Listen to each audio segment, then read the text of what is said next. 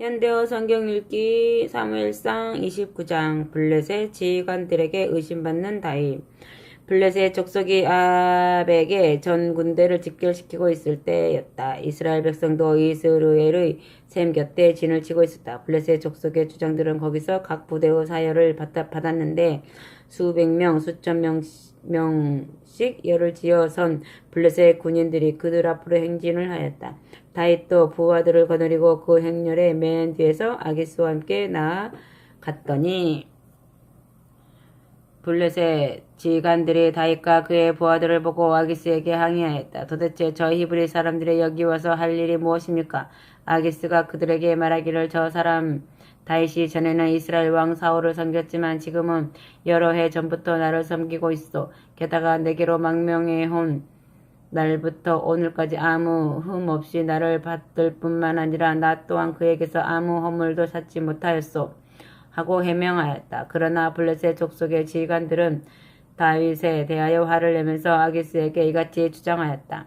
이 사람을 당장 보내십시오. 당신이 그에게 거주지로 정해준 곳이 있으니 당장 그리 보내십시오. 그는 절대로 우리와 함께 싸움터에 나갈 수 없는 사람입니다. 만일 그가 우리와 함께 나가 싸운다면 그가 한창 싸움에 지혈할 때 적진으로 넘어갈 것입니다. 그가 우리 군인들의 머리를 잘라다가 자기의 왕의 발 앞에 바치는 것보다 더 좋은 기회를 어디서 얻어 섬기던 왕과 화해할 수 있겠습니까? 이 사람이 누굽니까? 이미 사울은 수천을 죽였지만 다윗은 수만을 죽였다네 라고 이스라엘 백성들로부터 찬양받던 자가 아닙니까?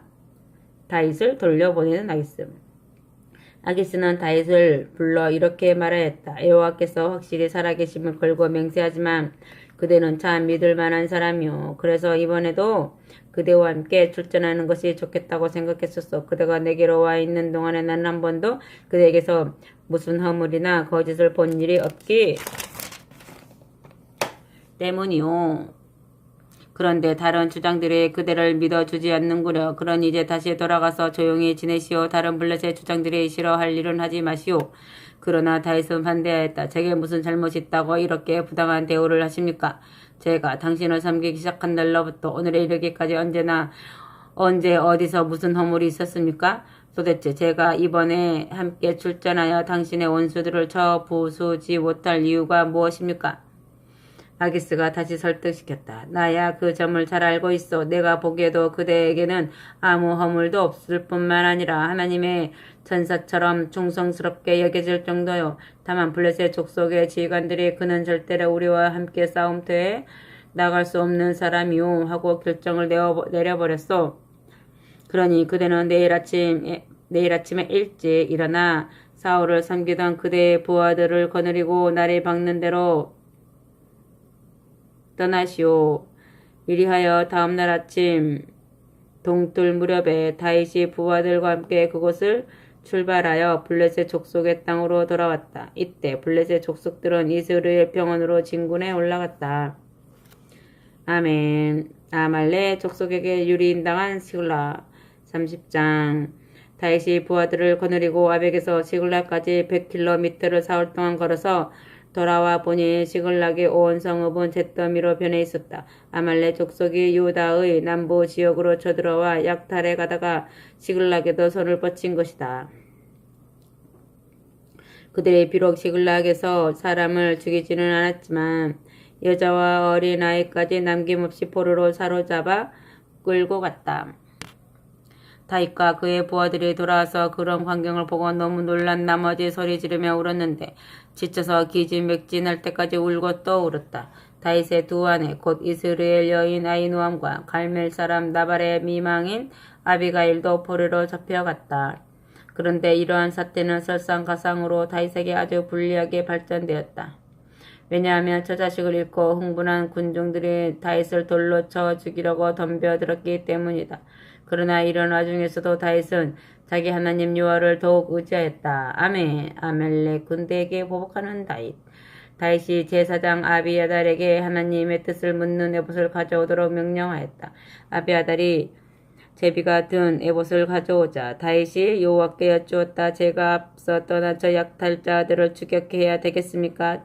제가 그들을 쫓아가면 따라잡을 수 있겠습니까? 곧 이런 응답을 받았다. 네가 그들을 쫓으면 틀림없이 따라잡을 수 있거니와 잡혀간 사람들도 구할 수 있다. 다윗은 즉시 부하 600명을 거느리고 출동하였다. 군대가 분을 시내쯤에 이르렀을 때 그중 200명은 이미 지쳐서 더 이상 험준한 부솔 골짜기를 건널 수 없게 되었다. 그래서 200명은 그곳에 남아있고 400명만이 다윗을 따라 그 시내를 건너 계속 추격하였다. 그들은 도중에서 어떤 애굽인이 쓰러져 있는 것을 발견하였다. 군인들은 그를 업고 다윗에게로 와서 떡과 물을 주고 또 맛있는 무화과 떡과 건포도 2사람분을 내주었다. 그가 그것을 다 먹고 마시자 차츰 기력을 되찾았다. 그러자 다윗이 그에게 물었다. 네 주인이 누구냐? 너는 어디서 살다가 이렇게 혼자 들녘에서 죽어가게 되었느냐? 그가 대답하였다. 저는 본래 애굽 사람인데 아말렉 사람의 노예로 살았습니다. 이번에 주인을 따라 나섰다가 제가 병이 들어 더 이상 걷지 못하자 주인이 저를 사흘 전에 이 들에 버리고 갔습니다. 우리는 남쪽에서 블레셋 족속의 땅을 약탈하고 유다와 갈멜 족속이 사는 지역을 털었으며 시글락에도 불을 넣었습니다. 다윗이 또 물었다. 네가 나의 길잡이가 되어 그 약탈자들이 있는 곳을 가르쳐 주겠느냐? 그가 대답하였다. 저를 죽이지도 않고 제 주인에게 넘겨주지도 않겠다고 하나님의 이름을 걸고 맹세해 주시면 그 약탈자들이 있는 곳으로 모시고 가겠습니다. 이리하여 다윗이 그의 안내를 받아 내려가 보니 아말렉 족속은 넓은 들에 흩어져서 약탈해온 물건들을 버려놓고 정신없이 먹고 마시며 즐기고 있었다. 다윗은 그들을 다음날 새벽 동틀 때에 기습하여 이튿날 해질 때까지 모두 쳐 죽였는데 오직 낙타를 타고 도주한 젊은이 400명만을 죽이지 못하였다. 아멘. 다윗의 이 위대한 전리품 처리. 다윗은 이렇게 아말렉 족속에게 약탈하였던 물건과 짐승과 사람을 모두 되찾았고 그의 2 아내도 되찾았다. 다윗의 부하들도 잃어버린 것 하나 없이 모두 되찾았다. 여자와 어린아이들도 모두 건강하게 되돌아오고 약탈당하였던 물건도 모두 되찾았다. 다윗의 부하들은 아말렉 군대의 양떼와 소떼까지도 빼앗아 몰고 오면서 이것이 다윗의 전리품이다 하고 외쳤다. 그들이 이렇게 개가를 부르며 보솔 시내 가까이에 이르자 전에 지쳐서 그곳에 처져 있던 사람들 200명이 나와서 즐거이 맞아주었다. 다윗은 이러한 그들 모두에게 친절하게 대해주었다. 그런데 다윗과 함께 출전하였던 사람들 가운데는 여러 야비하고 악의적인 건달패들도 있어서 다윗에게 이같이 주장하고 나섰다. 그 사람들은 우리와 함께 나가서 싸우지 않았으니 전리품을 나누어 주지 맙시다. 우리가 그들에게 처자식만 되찾아 준 것도 가분하지 않습니까? 그러니 식구들을 데려가는 것만으로도 크게 기뻐하면서 돌아가게 합시다. 그러나 다윗의 생각은 그들과 전혀 달랐다. 나의 형제들이여, 그렇게 해서는 안 됩니다. 여호와께서는 우리에게 어떻게 해 주셨는가를 생각해 보십시오. 여호와께서는 우리를 보호해 주셨을 뿐만 아니라 우리를 약탈한 강도떼들을 오히려 우리의 손에 넘겨주시오. 그들을 약탈하게 하셨습니다. 그러므로 여러분의 주장에 좋다고 따를 사람은 아무도 없을 것입니다. 오히려 옛 어른들의 말씀대로 나가서 싸우는 사람도 있고 뒤에서 남아 지키는 사람도 있는 법이어서 전리품은 누구에게나 공평히 분배되어야 한다. 곧 누구나 말할 것입니다. 그리하여 그때부터 이런 규정이 이스라엘에서 법칙으로 통용되었다. 다윗이 처음으로 적용하였던 이 법칙은 오늘날까지 그대로 통용되고 있다. 아멘. 유다 남부의 친구들을 얻는 다윗. 시글락으로 돌아온 다윗은 전리품 중에서 가장 좋은 것을 골라 유다 지파의 장로들에게 선물로 보내면서 이렇게 인사말을 전하였다. 다윗은 조국의 어른들께 문안드리며 여호와의 원수들에게서 빼앗은 전리품을 여러 어른들께 선물로 드립니다.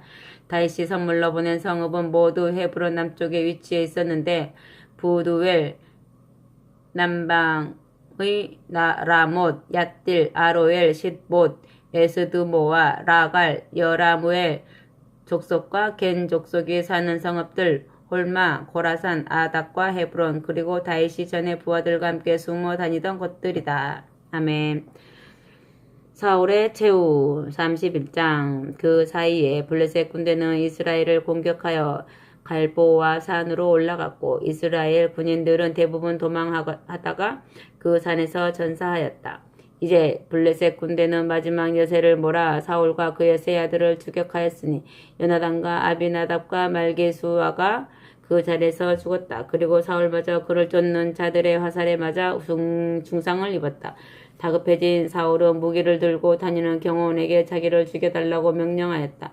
네 칼을 뽑아 어서 나를 죽여다오.